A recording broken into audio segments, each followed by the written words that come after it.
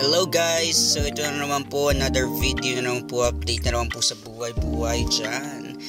At ito po ngayon ay magpipinta po tayo ng gold po, which is color gold po siya. Ipa-powder coat yan sa Isaac trainer ko yan. Napakahusay niyan. Shout out to Isaac.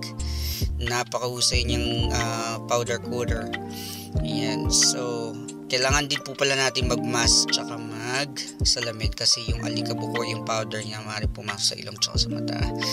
At ito yung pinipintahan ng project. Ang pangalan nga ng project niyan is Greenhouse, pero gold siya guys. Greenhouse. Pagkatapos naming inano yan guys, pagkatapos naming i-powder coat, dyan namin papasok yan sa oven. 200 ang temperature and 35 minutes after nyan. Then after that, ang kalalabasan ng ano niyan ay gold na gold talaga. Yan guys, shout out dyan sa aking trainer na si Isaac na napakahusay. And then after that, eto na siya. Yan, isasalang na lang namin sa oven. Then ayan na siya after niyang may oven. So kung makikita nyo sa personal yan guys, sobrang ganda niyan. As in talagang parang ginto. Ganun lang kasimpleng gumawa ng ginto guys.